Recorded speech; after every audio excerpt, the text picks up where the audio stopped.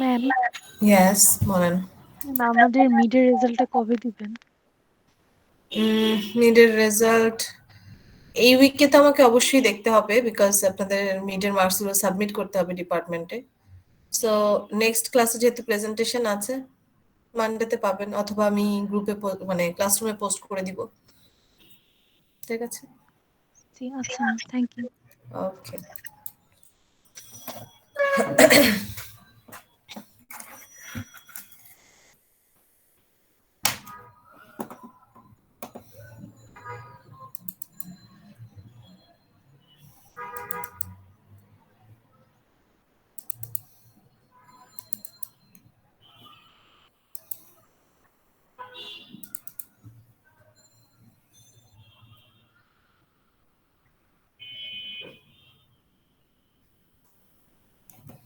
আচ্ছা, আমার মনে হয় আমরা শুরু করি। আচ্ছা, আমি দু একজনের মেইল পেয়েছি, দুজনের মেইল পেয়েছি আপনাদের ক্লাস থেকে টার্ম পেপার সাবমিশন নিয়ে। টার্ম পেপারের যে প্যাটার্নটা, এখানে কিন্তু আপনাদের অ্যাসাইনমেন্টের থেকে তুলনামূলক টাস্ক কম। হ্যাঁ, কারণ আপনারা শুধু অর্গানাইজেশনের সেকেন্ডারি সোর্স নিয়ে কাজ করছেন, কিছুটা লিটারেচার রিভিউ করছেন, যেখানে অ্যাসাইনমেন্ট আপনাদের কেস স্টাডি ছিল, কিছু ইনফরমেশনগুলো রিগোরাস, যেগুলো হিস্ট্রিক্যাল ইনফরমেশন, সেগুলো নিয়ে কিন্তু অনেকটা কমপ্লেক্স টাস্ক ছিল। তো যেহেতু দুটোই গ্রুপ টাস্ক, তবে টার্ম পেপারে একটা ব্যাপার আছে, সেটা হচ্ছে প্রেজেন্টেশন স্লাইড তৈরি করা। তো সেক্ষেত্রে টাইমটা কিন্তু এনাফ। তো এখন যদি কেউ অনেক দেরিতে কাজ শুরু করে, বা কোনো কোনো গ্রুপে যদি দু একজনের এক্সাম থাকে, সেজন্য কাজ না হয়, সেজন্য কিন্তু টার্ম পেপারের ডেট বা প্রেজেন্টেশন ডেট পেছানোর কোনো লজিক নেই। যেহেতু দুই একজন, দুইটা গ্রুপের মনে হয়, বা একই গ্রুপের দুজন হতে পারে, আই এম নট শিওর, যেহেতু দুজন আলাদা মেইল করেছে। সো হয়তো বা একটু প্রবলেম হতে পারে। সো সেক্ষেত্রে প্রেজেন্টেশন অন ডেটই হবে, প্রেজেন্টেশনের ডেট চেঞ্জ হবে না, যেই দিন ছিল সেই দিনই হবে। বাট যেটা একটু করতে পারি সেটা হচ্ছে টার্ম পেপারের যে রিপোর্ট, এই সাবমিশনটা যেদিন প্রেজেন্টেশন হবে সেদিন যারা ফুল ফ্লেজ করে ফেলবেন তো ভেরি গুড, যেহেতু গুগল ফর্মের লিঙ্ক দেওয়া হবে, গুগল ফর্মের লিঙ্ক দিয়ে সাবমিট করবেন। আর সব গ্রুপে মোটামুটি সাবমিট করবেন। এরপরে যেটা থাকবে, যাদের এই যে রিকোয়েস্ট করছেন, যাদের মনে হচ্ছে যে আর একটু ভালো করতে পারতেন টাইম পেলে, সো সেই এক্সটেন্ডেড টাইমটা আমি দিব।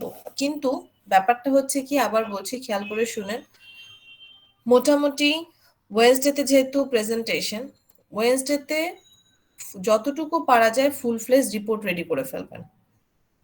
প্রেজেন্টেশন স্লাইডগুলো খুব ভালো করে করবেন, যেহেতু প্রেজেন্টেশন হবেই। এরপরে যেটা হবে, লিংক, যেদিন প্রেজেন্টেশন টার্ম পেপার সেদিন লিঙ্কটা দিয়ে দেওয়া হবে, আপনারা সাবমিট করবেন, টার্ম পেপারের রিপোর্টটাও সাবমিট করবেন, প্রেজেন্টেশন স্লাইডও সাবমিট করবেন। বাট এই লিঙ্কে আমি একটা অপশন রেডি করে রাখবো, সেটা হচ্ছে edit after submission.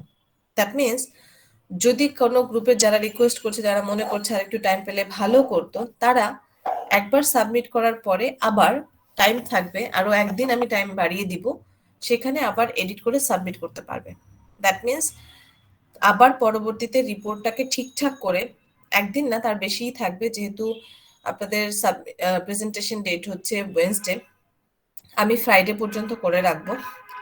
Friday 12 AM পর্যন্ত, সরি 12 PM পর্যন্ত, মানে দুপুর 12টা পর্যন্ত। এর মধ্যে আপনারা যেই যেই গ্রুপ মনে করে যে না, রিপোর্টটাকে আরো ভালো করা দরকার, যেহেতু টাইম দরকার ছিল, এই টাইমের মধ্যে যে বাকি যে টাইমগুলো থাকবে সেগুলোর মধ্যে রিপোর্টেরটা আরো ইমপ্রুভ করতে পারেন। মানে যে কোনো সেগমেন্টে, সেটা লিটারেচার রিভিউ পার্টে হতে পারে, অর্গানাইজেশনাল অ্যানালিসিস পার্টে হতে পারে, এইসব জায়গাতে একটু এনরিচ করে দেন সাবমিট করে দিতে পারেন। দ্যাট মিনস একবার তো সাবমিট করবেন, যে সাবমিট করবে সেই আবার লগ ইন করতে পারবে, আবার এন্টার করতে পারবে, ফর্মে এন্টার করে আগের ফাইলটাকে রিমুভ করে নিউ ফাইল অ্যাড করে দিতে পারবে। শুধুমাত্র রিপোর্টের এমএস ডকুমেন্ট এবং পিডিএফ, এই দুটা ফাইলই এডিট করে সাবমিট করবেন, মানে রিসাবমিট করবেন। আগেরটাকে এলিমিনেট করে বা ডিলিট করে নতুন একটা সাবমিট করবেন। আর প্রেজেন্টেশনটা একবারই সাবমিট হবে, প্রেজেন্টেশন স্লাইডটা যেদিন প্রেজেন্টেশন সেদিনই সাবমিট করবেন, এরপরে আর এটাকে সাবমিট করার দরকার নেই, কারণ এটাতে প্রেজেন্টেশন হয়েই যাচ্ছে। বুঝতে পেরেছেন সবাই? ম্যাম একটা কোশ্চেন ছিল। হ্যাঁ ফাইন, বলেন। ম্যাম আমাদের যে লিটারেচার রিভিউ করতে হবে এটা ম্যাম এখানে চ্যাপ্টার আউটলাইন দেওয়া আছে, হুম। কোম্পানি ওভারভিউ, দেন অ্যানালাইসিস। লিটারেচার রিভিউটা কি ম্যাম অ্যানালাইসিস বেসিসে করতে হবে, মানে না না ওই না, এটা বেসিসে? হচ্ছে যে চ্যাপ্টারের পরে যেখানে অর্গানাইজেশন ওভারভিউ বলা আছে এর পরপরই। আচ্ছা ম্যাম, এর যেহেতু পরপরই ম্যাম লিটারেচার রিভিউ কি ম্যাম এই অর্গানাইজেশন রিলেটেড না আর্টিকেলের উপরে লিটারেচার রিভিউ করতে হবে নাকি ম্যাম? না না, তাহলে অর্গানাইজেশন রিলেটেড না, এটা হবে অ্যানালিসিসের টার্ম রিলেটেড। অ্যানালিসিস করছেন কি নিয়ে? সোশ্যাল রেসপন্সিবিলিটি নিয়ে না? সোশ্যাল ম্যাম ওই যে রেসপন্সিবিলিটি সোট অ্যানালাইসিস, বিসিডি ম্যাট্রিক্স এগুলো তো অ্যাড করছেন না নাকি? না, ওটা হচ্ছে অ্যানালিসিসে যাবে, ওই পার্টটুকু অ্যানালিসিসে যাবে। অ্যানালিসিস যেই টার্মস গুলো নিয়ে করছেন, লিসেন কেয়ারফুলি, অ্যানালিসিসে যেই টার্মস গুলো আসছে লিটারেচার রিভিউ সেই টার্মস গুলো ওরিয়েন্টেড হবে। সেটা অর্গানাইজেশন স্পেসিফিক না, মানে আর্টিকেলে যা যা আছে যেভাবে বলছে, যেমন ধরেন বলা আছে যে বিসিজি ম্যাট্রিক্স দিয়ে মার্কেট প্রেডিক্ট করা যায়, এটা নিয়ে একজন আর্টিকেলে কথা বলেছে, সেরকম কিছু কথা নিয়ে আসলেন। আপনাদের টার্ম পেপারের লিটারেচার রিভিউ কিন্তু এটাতে অ্যাসাইনমেন্টে যেমন অনেক বড় হয়েছে, অনেকের অনেক বড় হওয়ার কথা, 2 পেজ 3 পেজ হওয়ার কথা, এখানে লিটারেচার রিভিউটা ওয়ান পেজ অর 2 পেজ, মানে ম্যাক্সিমাম 2 পেজ হতে পারে, 1.5 পেজ হলে ভালো, স্ট্যান্ডার্ড। কারণ হচ্ছে যে টার্মস গুলো আছে, যেমন সোশ্যাল রেসপন্সিবিলিটি টার্মস আছে এখানে, এখানে স্ট্র্যাটেজিক অ্যানালিসিস আছে। সো এই দুটো টার্ম নিয়ে লিটারেচার রিভিউ করতে গেলে মিনিমাম 1.5 পেজ লাগার কথা। তো সেই এই টার্মস গুলো, এটাকে আমরা থিওরিটিক্যাল ফ্রেমওয়ার্কও বলতে পারি, যেহেতু আমরা কোম্পানির অ্যানালিসিস করছি। আবার এটাকে লিটারেচার রিভিউ বলতে পারি, যদিও এটা থিওরিটিক্যাল ফ্রেমওয়ার্ক বলাটাই বেটার, যেহেতু আমরা কোন ব্যাকগ্রাউন্ডে অ্যানালিসিস করছি সেটা নিয়ে কথা বলছি। এই জন্য গাইডলাইনে আমি ওভাবে আপনাদের স্পেসিফিক বলে দেইনি লিটারেচার রিভিউ, বিকজ এটা আপনাদেরকে আলটিমেটলি করতেই হবে। গাইডলাইনের শুরুতে আমি মুখে যখন বলেছি তখন আমি বলেছি যে এটা করা উচিত। ওকে, সো এখন যেটা করবেন, সিকোয়েন্সটা আমি আরেকবার বলছি, সিকোয়েন্সটা হবে ফার্স্টে হচ্ছে অর্গানাইজেশনের ওভারভিউ। অর্গানাইজেশনের ওভারভিউ মানে হচ্ছে অর্গানাইজেশনের হিস্ট্রি, মিশন, ভিশন এগুলো নিয়ে কথা বলবেন, আরো যা যা আছে যেগুলো বলা আছে। এরপর হচ্ছে লিটারেচার রিভিউটা লিখবেন, তাহলে বেটার হবে। তবে আবার যদি কেউ চায় যে লিটারেচার রিভিউটা আগে লিখে অর্গানাইজেশন ওভারভিউ পরে করবে, সেটাও করতে পারে। ওকে, ইয়েস ওকে ম্যাম। সালিন বলেন। সালিন হ্যান্ড রেজ ছিল। ম্যাম হুম, বিসিজি ম্যাট্রিক্সে আমরা কয়টা প্রোডাক্ট নিয়ে কাজ করব ম্যাম? ডিসিজি ম্যাট্রিক্সে মিনিমাম 3টা ইয়েস 4টা অর্গানাইজেশন করেন, আদারওয়াইজ অ্যাসেসমেন্ট তো ভালো হবে না, মানে সবাইকে আনতে হবে না। ধরেন একটা ইন্ডাস্ট্রি আপনি সিলেক্ট করেছেন, সেখানে ওটার কাছাকাছি কম্পিটিটর যারা যারা ওরা একদম স্ট্রং কম্পিটিটর, এরকম 3-4টা নিলেই তো এনাফ, তাহলেই ভালো করতে পারবেন। ম্যাম মানে আমাদের অর্গানাইজেশন বেসড বিসিজি ম্যাট্রিক্সটা বের করতে হবে, নট প্রোডাক্ট।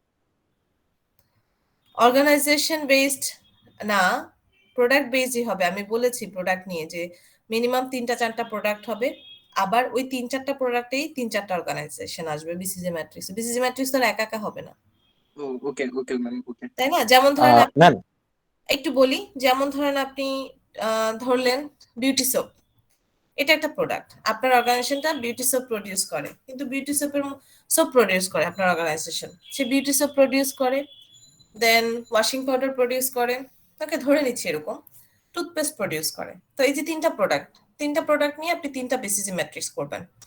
যখন আপনি বিউটি সোপ নিয়ে করবেন, বিউটি সোপের আপনি যেটা প্রডিউস করছেন এর পাশাপাশি অন্য কম্পিটিটর যারা আছে, যারা সেম বিউটি সোপ প্রডিউস করছে, এরকম আরো 3-4টা অর্গানাইজেশনকে, ওদেরকে সাথে নিয়ে দেন বিসিজি ম্যাট্রিক্স করবেন। ইজ ইট ক্লিয়ার সালেহিন, বুঝতে পেরেছেন? ইয়েস ম্যাম বুঝতে পেরেছি।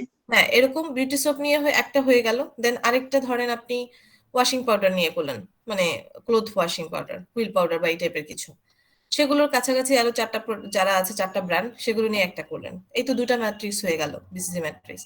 এরকম মিনিমাম 3-4টা, মানে 4টা হলে খুব ভালো, আর মিনিমাম 3টা, আর এর বেশি যারা যদি কেউ করতে চায় করতে পারে। তো এগুলো রিপোর্টে থাকবে কিন্তু, হ্যাঁ রিপোর্টে থাকবে, প্লাস প্রেজেন্টেশনেও দেখাবেন, তবে ম্যাম প্রেজেন্টেশন সব অত আসবে না। হ্যাঁ বলেন সাদিক। একটা টার্ম পেপারে 3-4টা আলাদা আলাদা বিসিজি ম্যাট্রিক্স দেখাইতে হবে? আদারওয়াইজ আপনি কি করে বলবেন? আপনি তো অর্গানাইজেশন একটা সিলেক্ট করেছেন। একটা অর্গানাইজেশন কি একটা প্রোডাক্ট নাকি অনেকগুলো প্রোডাক্ট? মানে ম্যাম বিসিজি ম্যাট্রিক্সে যেটা হয় যে আহ, অনেকগুলো প্রোডাক্ট থাকে, ওই কোম্পানির কোনো প্রোডাক্ট স্টার্টস হয়, কোনো প্রোডাক্ট ক্যাশ কাউ হয়, কোনো প্রোডাক্ট ম্যাম কোশ্চেন মার্ক হয়, এরকম হয় ম্যাম। কোনো দুটোই প্রোডাক্ট হয়। ডগ হয়। না, দুটোই হয়। একটা প্রোডাক্ট বেসিসেও করা যায়, আবার অনেকগুলো প্রোডাক্ট বেসিসেও করা যায়। ওকে? ধরেন আপনি একটা প্রোডাক্ট বেসিসে যদি করেন তাহলে ৩-৪টা অর্গানাইজেশন নিয়ে তো করতে হবে। ওকে? আর যদি আপনি একসাথে সবগুলো প্রোডাক্টে দেখাতে চান সেটাও করা যায়। আপনি যেটা বলেছেন এটাও হয়। কিন্তু দুটো ওয়েতেই হয় যে আপনার মার্কেট পজিশনিং কি একটা প্রোডাক্ট নিয়ে সেটাও আসবে, প্লাস আপনার অর্গানাইজেশনের যতগুলো প্রোডাক্ট আছে সবগুলোর মার্কেট পজিশনিং কি সেটাও আসতে পারে। So it's up to you যে যেভাবে আমি তো একটা জাস্ট একটা ওয়ে দেখিয়েছি। এখন কেউ ক্রিয়েটিভলি আরো যত বেশি শো করতে পারবে রিপোর্টে তত ভালো মার্কস আসবে। That's very ma'am good. আমি যেটা করেছি যে আমি হচ্ছে বিসিজি ম্যাট্রিক্স দিয়ে আমার হুম। যে প্রোডাক্ট গুলো কোনোটা যেটা হচ্ছে সাকসেসফুল ওইটা হচ্ছে স্টার্টসে দিয়েছি, যে আরেকটা ডগসে দিছি, আরেকটা ক্যাশ কাউতে দিছি, এইভাবে মানে করলেও কি হবে? আমি কি এটা রাখবো না আপনার মতো আবার চেঞ্জ করে না, ফেলাবো? এটা রাখেন।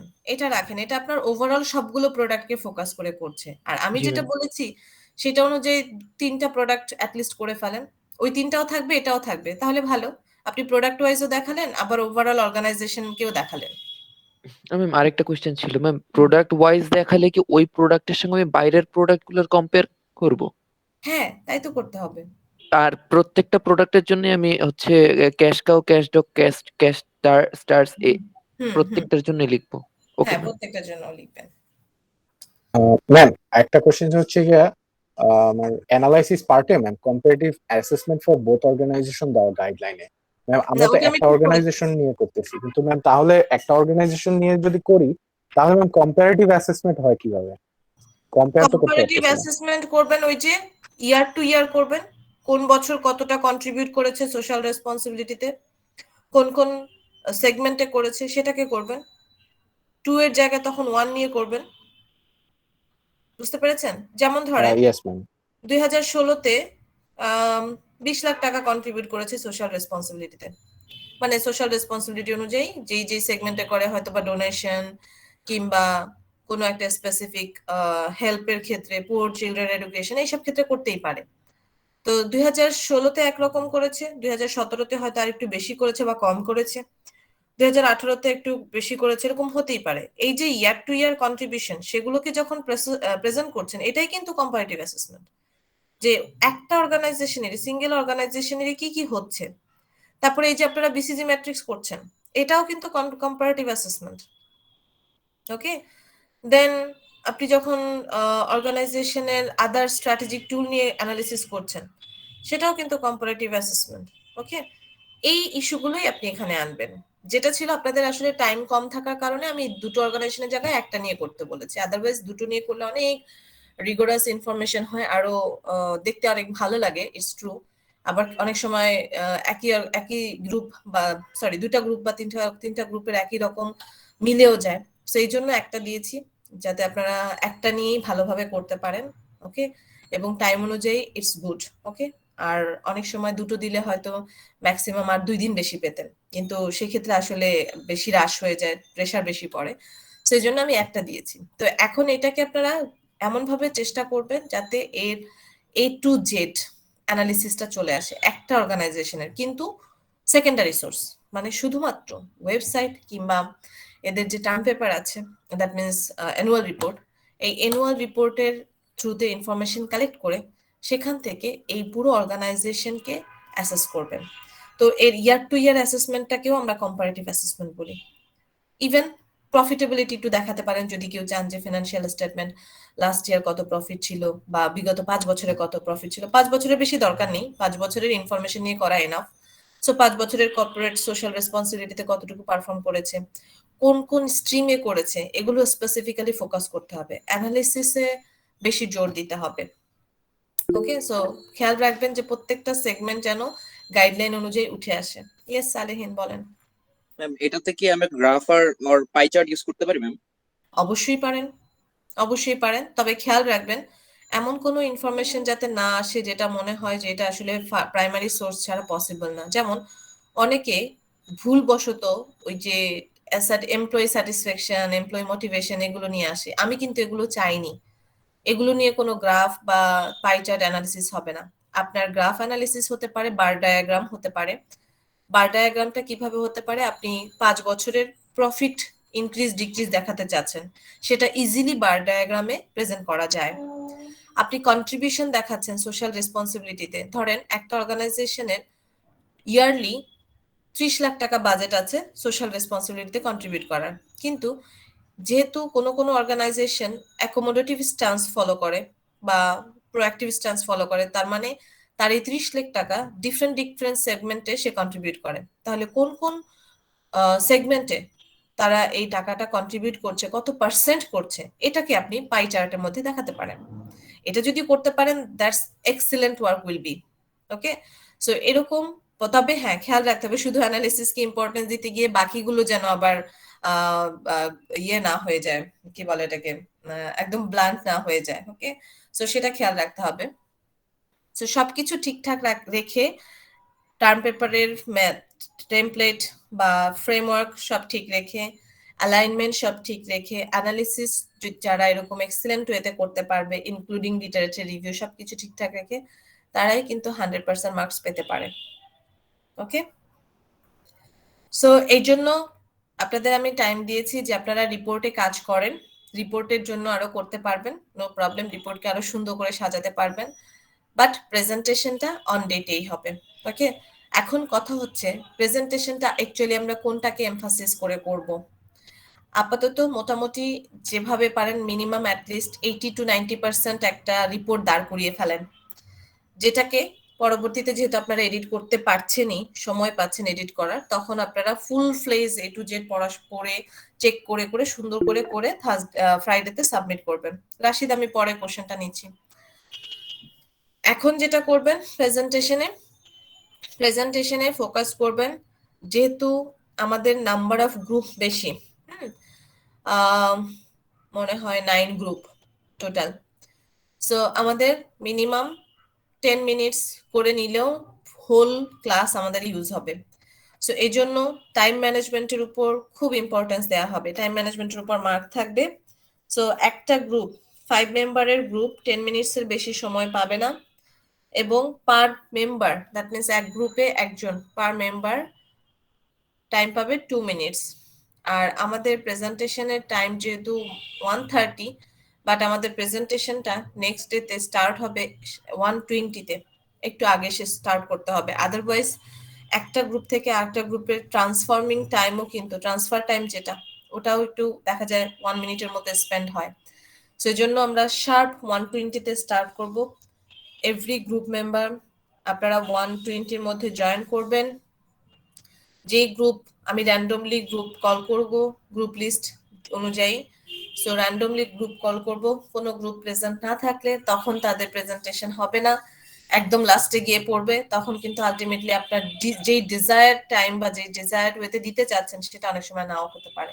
তো এই জন্য চেষ্টা করবেন, চেষ্টাকে আমি বলবো যে যদি ভালো কিছু করতে চান, টাইম ম্যানেজমেন্ট বা এই যে অন টাইম প্রেজেন্টেশনের যে একটা ইমেজ, সেটা যদি নষ্ট না করতে চান, কারণ এটারও একটা ইম্প্যাক্ট থাকে মার্কের উপর। সো সেক্ষেত্রে টাইমলি জয়েন করবেন 1:20-তে। 1:20 থেকে আমরা স্টার্ট করব এবং আমরা হোপফুলি 3:10-এর আগেই কমপ্লিট করতে পারবো। ওকে, সো এখন বলছি প্রেজেন্টেশনে কি কি থাকবে। আমাদের যেহেতু মেইন ফোকাস হচ্ছে একটা অর্গানাইজেশন তার সোশ্যাল কন্ট্রিবিউশন, মানে সোশ্যাল রেসপন্সিবিলিটিতে কতটুকু কন্ট্রিবিউট করছে সেটা, প্লাস এর স্ট্র্যাটেজিক অ্যানালিসিস অনুযায়ী সে কি কি করছে বা ওই অর্গানাইজেশনে কি কি ইস্যু আছে সেগুলো। সো এক্ষেত্রে টার্ম পেপারের প্রেজেন্টেশনে, টার্ম পেপারে লিটারেচার রিভিউ থাকবে, প্রেজেন্টেশনে লিটারেচার রিভিউ আনার দরকার নেই। আবার বলছি, সো লিটারেচার রিভিউ যদি এখনো কেউ করেও না থাকেন, ডু নট ওয়ারি, টাইম পাবেন, কিছু অল্প কিছু একটু আপাতত জাস্ট অ্যাড করে দেন ফ্রেমওয়ার্ক হিসেবে। ওকে, এবং ফ্রাইডেতে যেটা সাবমিট করবেন তার মধ্যে যেন এগুলো সব থাকে। ওকে, সো কি কি থাকবে আবার বলছি প্রেজেন্টেশনে, ফার্স্ট একটা ইন্ট্রোডাক্টরি স্টেটমেন্ট থাকবে। ইন্ট্রোডাকশনে যে বলবে সে বলবে কোন অর্গানাইজেশন নিয়ে তারা কাজ করছে এবং টপিকটা কি সেটা নিয়ে বলবে, এবং এই অর্গানাইজেশন সম্পর্কে কিছু বলতে পারে, অথবা ওভারঅল মানে ওভারঅল রিপোর্টের একটা সিনপসিস আইডিয়া দেয়া, সেটাই হচ্ছে ইন্ট্রোডাকশন। সো ইন্ট্রোডাক্টরি স্টেটমেন্ট বা ইন্ট্রোডাকশনের যে প্রেজেন্টেশন, এটা 1 স্লাইড বা বেশি হলে 2 স্লাইড হতে পারে, এর বেশি দরকার নেই। ওকে, দেন কোম্পানি ওভারভিউ এটা চলে আসবে, বিকজ এখানে প্রেজেন্টেশনের ক্ষেত্রে objective of the report, limitation of the report, these are time consuming, এগুলো দরকার নেই, এগুলো রিপোর্টে থাকবে, প্রেজেন্টেশনে না। ওকে, সো প্রেজেন্টেশনে কোম্পানি ওভারভিউ নিয়ে কিছু বলবেন। ও কোম্পানি ওভারভিউতে একদম শর্টলি, রিপোর্টে হয়তো ডেসক্রাইব করেছেন অনেক কিছু আছে, এখানে একদম শর্টলি বললেন যে establishment year, okay, founder of the company মানে ওনার অফ দ্য কোম্পানি, তার নেম থাকতে পারে, অথবা অর্গানাইজেশনের কোনো স্পেশাল কোনো আইডেন্টিটি যদি থাকে সেটা থাকতে পারে। ওকে, দেন প্রোডাক্ট, দুই একটা প্রোডাক্টকে নোটিস করতে পারেন যেগুলো রিনাউন্ড প্রোডাক্ট, যে হ্যাঁ এই অর্গানাইজেশনটা এই প্রোডাক্ট প্রডিউস করে। ওকে, সো এই হচ্ছে company overview. That means company ওভারভিউতে থাকে সাধারণত establishment year, number of employee কতজন আছে, নাম্বার অফ ব্রাঞ্চেস, আর প্রোডাক্ট নিয়ে কিছু, অথবা স্পেশাল আদার্স যদি কোনো ইনফরমেশন থাকে যেগুলো এই অর্গানাইজেশনের স্পেশাল আইডেন্টিটি, সেগুলো থাকতে পারে। দেন কোম্পানি ওভারভিউর পরে অ্যানালিসিস। এখন এই অ্যানালিসিস পার্টে অ্যানালিসিসে যা যা করতে বলেছি সেগুলো তো রিপোর্টে ডিটেলসে থাকবে। আপনারা চার্ট করছেন, ডায়াগ্রাম করছেন, কিংবা ফ্রেমওয়ার্ক করছেন, সেগুলোর প্রত্যেকটা ফ্রেমওয়ার্কের নিচে এক্সপ্লানেশন দিচ্ছেন। এখানে প্রেজেন্টেশনে এক্সপ্লানেশন দেওয়ার দরকার নেই, এখানে একটা পিকচার প্রেজেন্ট করেন, মানে একটা ডায়াগ্রাম কিংবা যেটা অ্যানালিসিস করলেন সেটাকেই, সেই অ্যানালিসিস ফ্রেমওয়ার্কটাকে স্লাইডে নিয়ে আসেন, যে এক্সপ্লেন করবে সে এক্সপ্লেন করে বলবে এটা কি বা কেন হচ্ছে, তার মানে অ্যানালিসিস গুলোকে এখন প্রেজেন্টেশন স্লাইডে আনতে হবে। সো একটা অর্গানাইজেশনের অ্যানালিসিসে যা যা করছেন, এর স্পেসিফিক অ্যাক্টিভিটিস রিলেটেড কিংবা সোশ্যাল কন্ট্রিবিউশন রিলেটেড, সেগুলো এখানে আসবে। ওকে, দেন সব শেষে একটা রেকমেন্ডেশন থাকবে, যেহেতু অ্যানালিসিসের অনুযায়ী ফাইন্ডিংস আছে, ফাইন্ডিংসটা রিপোর্টে থাকবে, ফাইন্ডিংস আলাদা করে প্রেজেন্টেশনে আনার দরকার নেই, বিকজ আপনারা পুরো অ্যানালিসিসটাই প্রেজেন্ট করছেন শর্ট আকারে, that's one kind of findings. So প্রেজেন্টেশনে আলাদা করে ফাইন্ডিংস আনার দরকার নেই। ফাইন্ডিংস সাধারণত 1 পেজ হয়, মানে পুরো অ্যানালিসিস থেকে ইম্পর্টেন্স কিছু যা পেলেন সেগুলোকে ফাইন্ডিংসে বুলেট পয়েন্ট আকারে লিখতে হয়, ওটা আমি অলরেডি গাইডলাইনে বলেছি। ওকে, সো এই অ্যানালিসিসের পরে আসবে রেকমেন্ডেশন। রেকমেন্ডেশনটা কি, ধরেন পুরো অর্গানাইজেশনের অ্যানালিসিস করে পেলেন যে অর্গানাইজেশন আসলে ডিফেন্সিভ স্ট্যান্স ফলো করছে, কারণ আমি কিন্তু আপনাদের রিপোর্টে এটাও বলেছি অ্যানালিসিস করে বের করতে হবে যে ওই অর্গানাইজেশনটা কোন স্ট্যান্স ফলো করে। সো যদি ডিফেন্সিভ স্ট্যান্স ফলো করে কিংবা অবস্ট্রাকশনের স্ট্যান্স ফলো করে, তাহলে ওকে সাজেস্ট করা যে কিভাবে আরো ভালো করতে পারে এবং কেন ভালো করা উচিত। কারণ সোশ্যাল রেসপন্সিবিলিটি যে শুধুমাত্র সোসাইটির জন্য বেনিফিট আনছে তা কিন্তু না, it's one kind of brand image creator. So literature রিভিউতে এটা পাওয়ার কথা যে importance or benefits of social responsibility. একটা অর্গানাইজেশন সোশ্যাল রেসপন্সিবিলিটি করতে গিয়ে তার মানি এক্সপেন্ডিচার হতে পারে, বাট এর জন্য সে কি কি বেনিফিট পাচ্ছে সেটাও কিন্তু অর্গানাইজেশনের জন্য পজিটিভ সাইড। সো ওটা লিটারেচার রিভিউ থ্রুতে আপনারা পেয়ে যাবেন এবং ওগুলো লিটারেচার রিভিউতে লিখবেন। সো অ্যানালিসিস পার্টের পরে ফাইন্ডিংসে ধরেন অ্যানালিসিসের উপর বেসিস করে পেলেন যে অবস্ট্রাকশনিস্ট স্ট্যান্স অথবা ডিফেন্সিভ স্ট্যান্স ফলো করছে, যেটা জেনারেলি আমাদের কাছে মনে হয় যে হ্যাঁ একটা সোসাইটির জন্য একদম কম পারফর্ম করছে।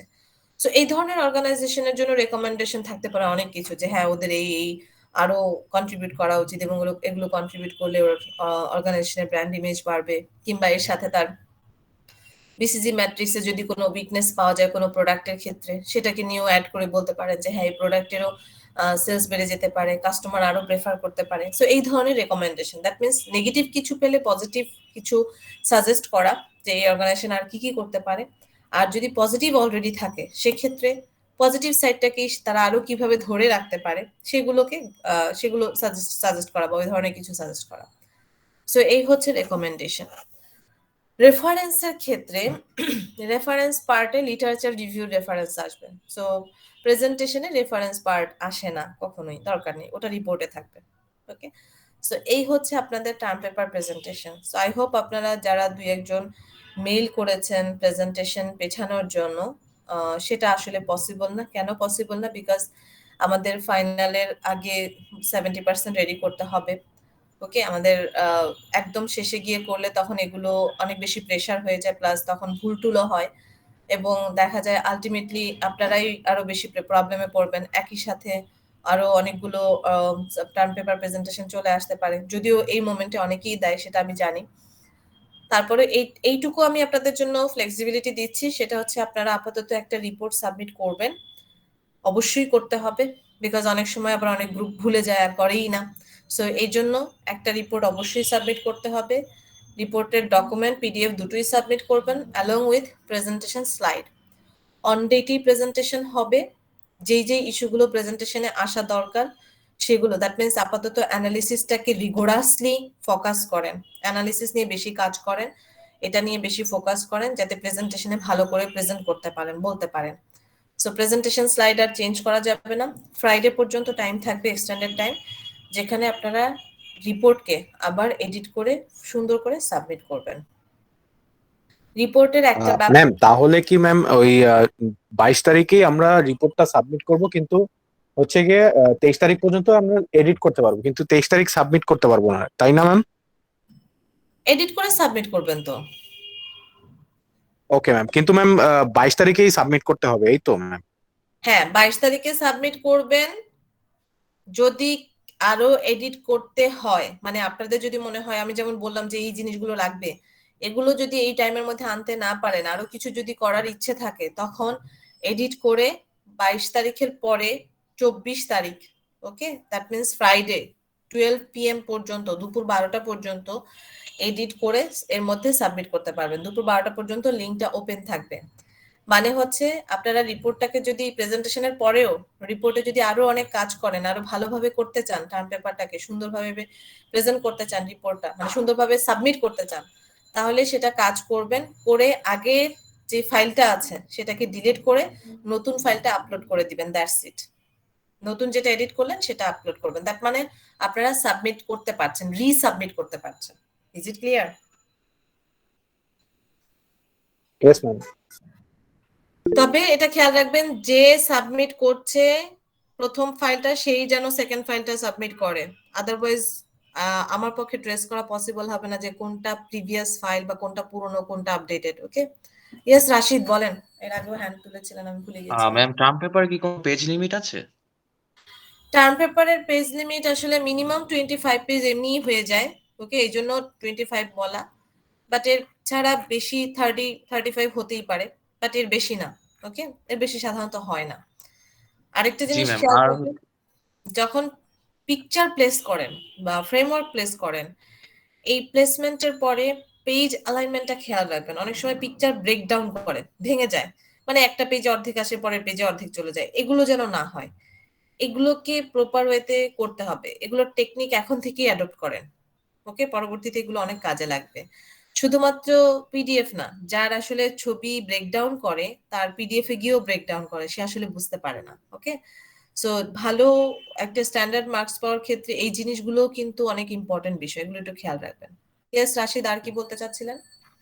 জি ম্যাম। রেকমেন্ডেশন স্লাইডের পরে এটাই তো লাস্ট স্লাইড, তাই না? এরপরে কি কনক্লুশন স্লাইড বা কিছু কি দেওয়া যাবে, নাকি রেকমেন্ডেশনটাই লাস্টে কনক্লুশন রেখে দিতে আসলে, হবে? রেকমেন্ডেশন এন্ড কনক্লুশন তো একই সাথে, রেকমেন্ডেশন যে বলবে সেই কনক্লুশনটা বলে ফেলতে পারে, চাইলে আপনি আলাদা আচ্ছা। একটা কনক্লুশন স্লাইড রাখতে পারেন, নো প্রবলেম। বাট ওই যে খেয়াল রাখতে হবে 10 মিনিটস, পুরো গ্রুপের জন্য 10 মিনিটস, আর পার পারসন 2 মিনিটস। ওকে, জি জি ম্যাম, থ্যাংক ইউ। ওকে। আর কারো কোনো কোয়েরি আছে প্রেজেন্টেশন রিলেটেড?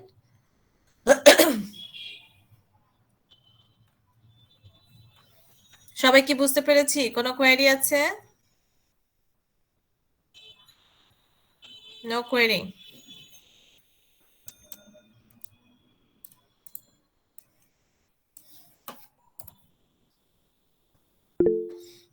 হ্যাঁ তৌফিক বলেন। আগেরবার অ্যাসাইনমেন্টের টাইমে আমাদের ইস্ট ওয়েস্টের লোগো সহ একটা পেজ দেওয়া লেগেছে, দেন আবার একটা কভার পেজ দেওয়া লেগেছে যেটা আর কি টপিকস শো করে, ওইটা কি এবার দেওয়া লাগবে? টেমপ্লেট দেয়া আছে একটা, দেখবেন। টার্ম পেপার যেখানে অ্যাসাইন করেছি সেখানে জি। একটা টেমপ্লেট দেয়া আছে, ওটা ফলো করবেন, সেই অনুযায়ী করবেন। টেমপ্লেট মানেই হচ্ছে কোন পেজের পর কি হবে সেটা বলা আছে, সেগুলো ফলো করবেন।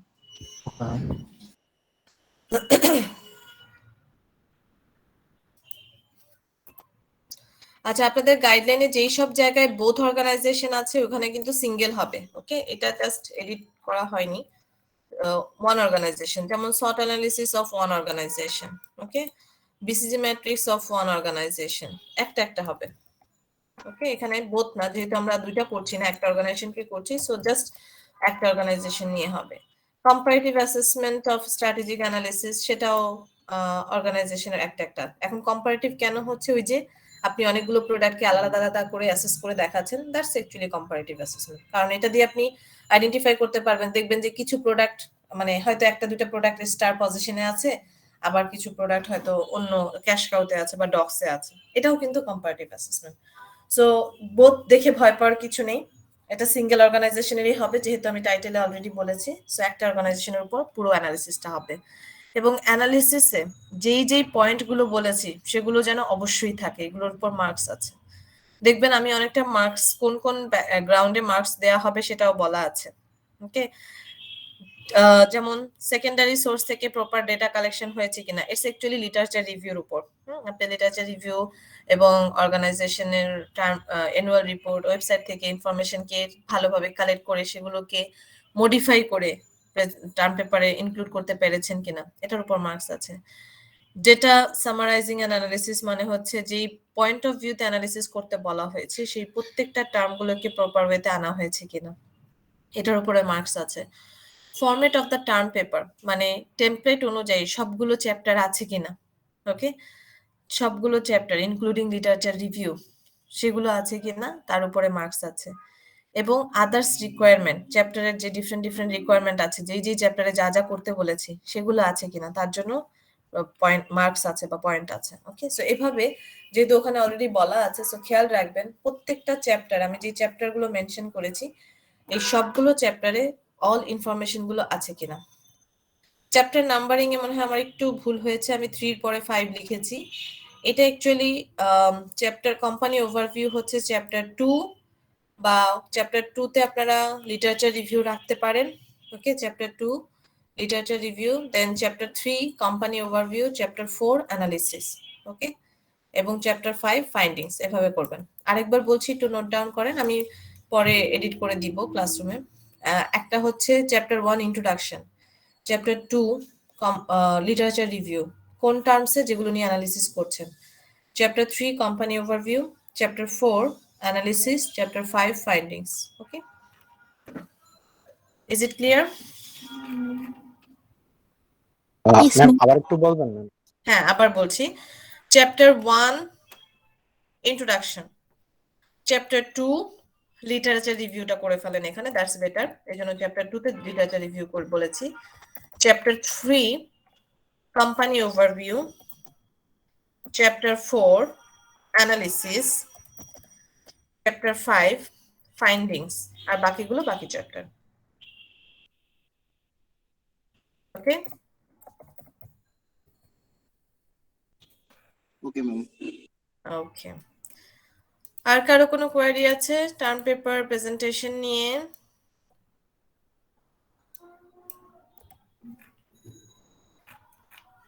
নো কোয়েরি, ওকে।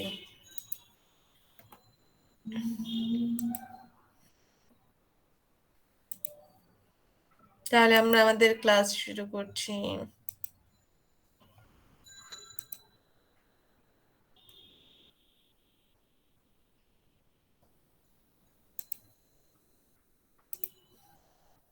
Just give me 1 minute.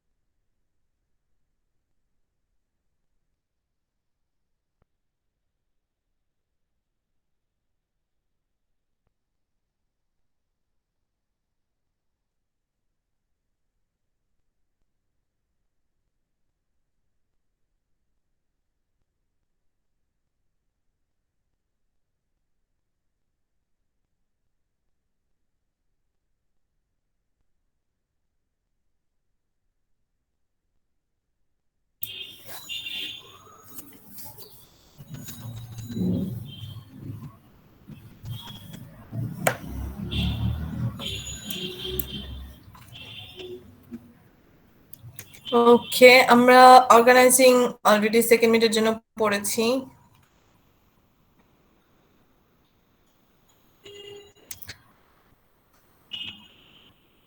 আমরা কি টল ভার্সেস ফ্ল্যাট পর্যন্ত পড়েছি নাকি এটা পর্যন্ত, factors influencing the span of management?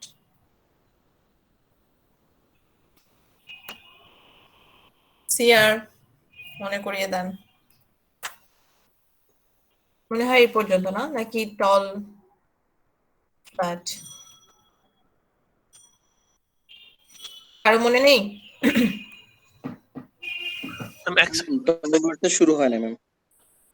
এই পর্যন্ত করেছি, right? Yes ma'am. Yes, ma'am. আচ্ছা, ঠিক আছে, তাহলে আমাদের ফাইনালের জন্য এখান থেকে শুরু হবে। Tall versus flat organisation, actually এটা কোন এলিমেন্টের পোর্শন? ডিপার্টমেন্টালাইজেশনের portion, part, that means grouping jobs. Okay, and it's also related to establishing reporting relationship. Okay, so এই এলিমেন্ট থেকে কিন্তু আমরা স্টার্ট করেছি, বিকজ আমরা ডিজাইনিং জব পড়েছি, গ্রুপিং জব, ডিপার্টমেন্টালাইজেশন সেটা পড়ে ফেলেছি, আর স্প্যান অফ ম্যানেজমেন্ট যেটা আমরা অলরেডি কিছুটা কমপ্লিট করেছি সেটা হচ্ছে establishing reporting relationship. That means একজন সুপারভাইজারের আন্ডারে কতজন সাবঅর্ডিনেট থাকবে সেটাকে আমরা স্প্যান অফ ম্যানেজমেন্ট বলি।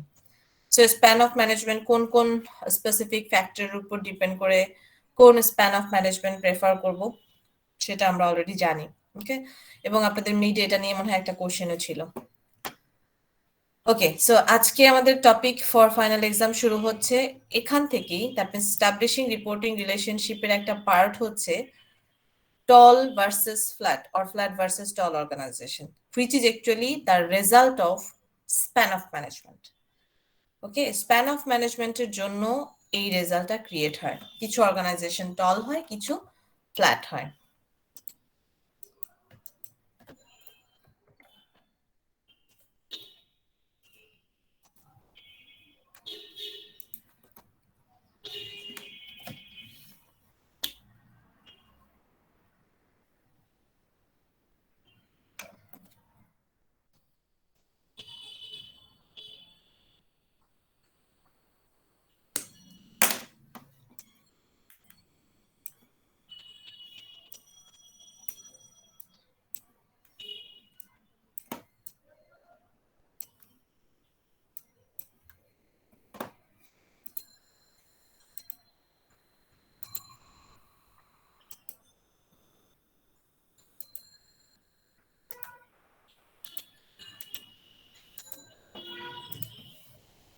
Okay, so we already know that organization can decide the span of management. They may identify the situational position for reporting relationship. That means how many employees will report to which supervisor. That is actually span of management.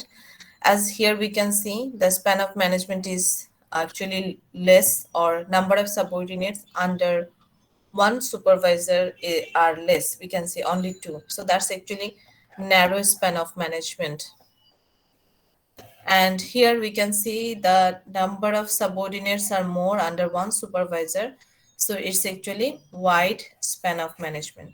Again, we can see the first picture we are observing, that's actually using narrow span of management because number of subordinates are less. Okay, এটা narrow. And here number of subordinates are more, so it's actually wide span of management. So you can see the result because of narrow span and wide span. Already the result is actually presented in front of you, that because of narrow span of management, the level for the organizations are more. 1, 2, 3, 4, 5 level. That means the stair, you can say stair, so that's actually the tall, it's long, right? So it's tall organization. But here, because of wide span of management, only levels are 1, 2, 3, only 3 level. Again, you can see only 3 level. So stairs are actually less. So it's actually flat organization. So we can say because of the narrow and wide span of management, the structure could be tall or structure could be flat. So in case of tall organization, it's identified by researcher that because of more level in tall structure of organization, sometimes the more supervisory position could be created, more managerial position need to be created, which actually could be little bit expensive than the flat organization. And it's also creates some communication problem among different levels. So here you can see that এই পজিশনের যে তাকে যদি আমি mid level বলি, একে আমি বলছি টপ লেভেল, একে বলছি মিড লেভেল, একে এক্স্যাক্টলি লোয়ার লেভেল বলা যায় না, বিকজ তারপরে আরো অনেকটা লেভেল আছে। সো একে আমরা অ্যাসোসিয়েট বা অ্যাসিস্ট্যান্ট বলতেই পারি, যে মিড লেভেলের অ্যাসিস্ট্যান্ট। যেমন যদি কাউকে বলা হয় ম্যানেজার, তা আরেকজনকে জেনারেল ম্যানেজার বলে, তাই না? ব্যাপারটা হচ্ছে এরকম।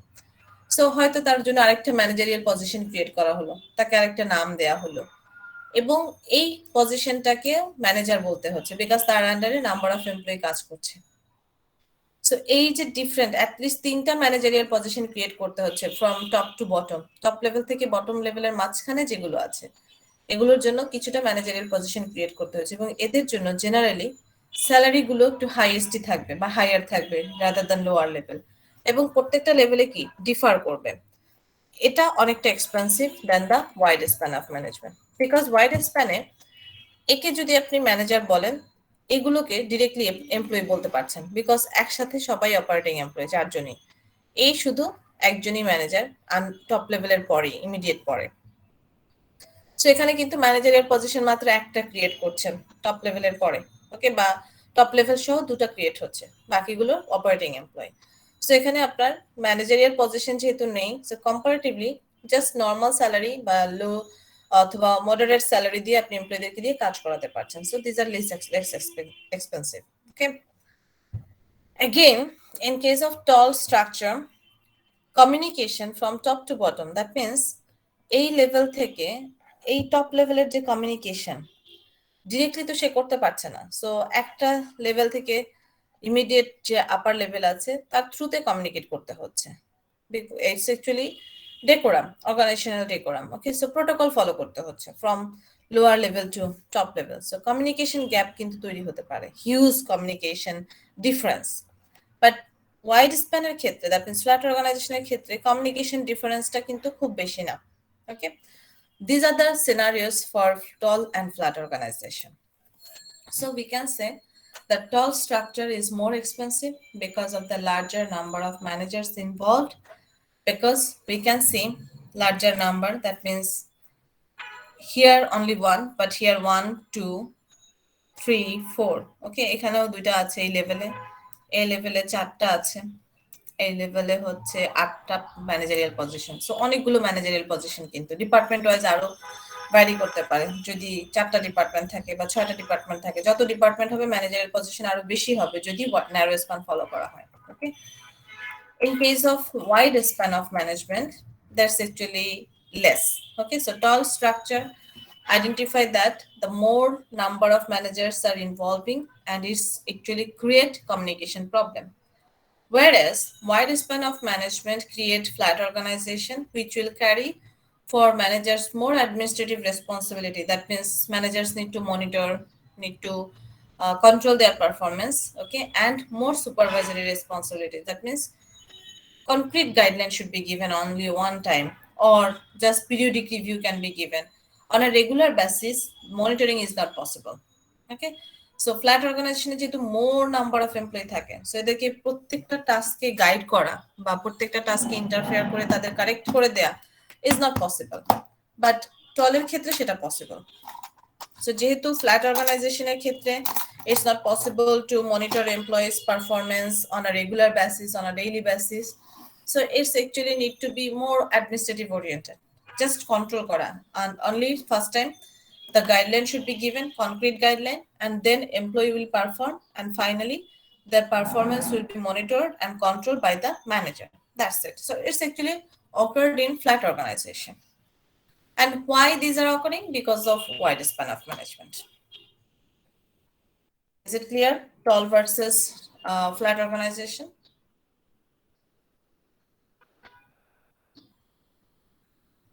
So if you are asking with the question that show the differences between these two terms, will it be possible? Definitely possible. Here you can see that how Griffin identified the differences. Based on the definition, these differences can be extracted.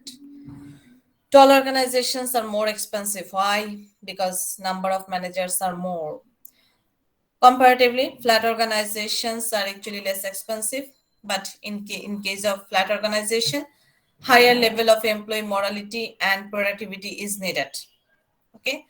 Then in case of tall organization, communication problem is created because the number of people are informing to other person or other position or other top level that's not communicating exactly.